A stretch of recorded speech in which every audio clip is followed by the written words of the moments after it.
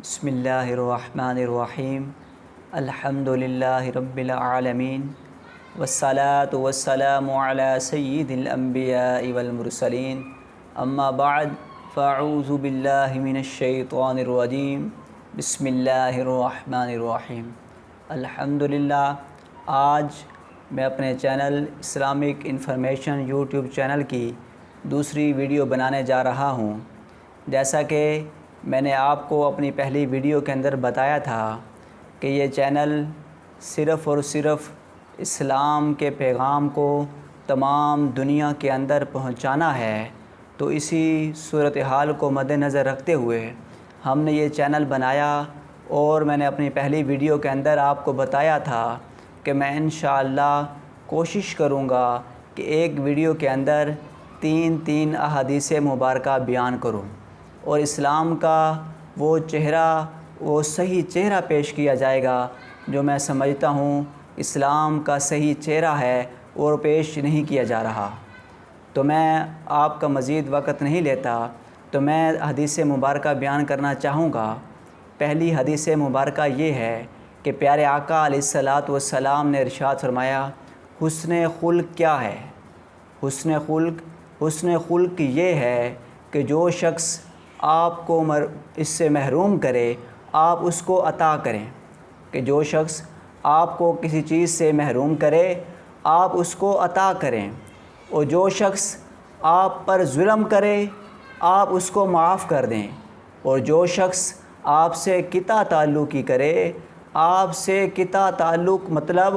آپ سے رشتہ ناتا ختم کر دے، تو آپ اس سے صلہ رحمی کریں۔ یہ حدیث مبارکہ ہے، کیونکہ میں سمجھتا ہوں کہ آج کے معاشرے کے اندر جو بگاڑ، جو فتنہ و فساد برپا ہوا ہے، اس کی ایک بنیادی وجہ یہ ہے کہ بد اخلاقی بہت زیادہ عام ہو گئی ہے۔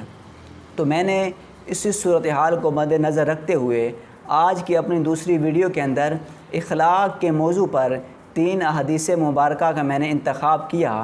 پہلی حدیث مبارکہ میں نے آپ کے سامنے بیان کی۔ دوسری حدیث مبارکہ یہ ہے کہ پیارے آقا علیہ الصلاۃ والسلام نے ارشاد فرمایا، یقیناً مومنوں میں سے کامل ترین ایمان والا وہ ہے جو ان میں اخلاق کے لحاظ سے بہتر ہے۔ پیارے آقا علیہ الصلاۃ والسلام نے کیا ارشاد فرما رہے ہیں کہ مومنوں میں سے، پہلے ذکر فرمایا مومنوں کا، اس کے بعد ذکر فرمایا کہ مومنوں میں سے جن کا بہتر ایمان ہے وہ اخلاق والے ہیں۔ پیارے آقا علیہ الصلاۃ والسلام ارشاد فرما رہے ہیں کہ یقیناً مومنوں میں سے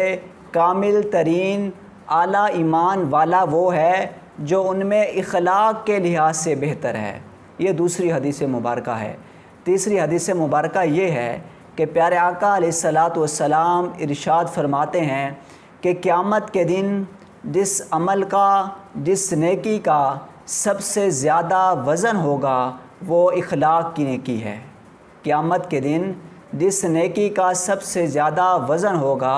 وہ اخلاق کی نیکی ہے۔ ویسے تو اخلاق کے معاملے پر، اخلاق کے موضوع پر بولنے کے لیے، بیان کرنے کے لیے بہت سی احادیث مبارکہ ہیں، تو میں آپ کا مزید وقت نہیں لینا چاہ رہا تھا، اس لیے میں نے سوچا کہ آج میں اپنے چینل کی دوسری ویڈیو کے اندر اخلاق کے موضوع پر 3 احادیث مبارکہ بیان کریں۔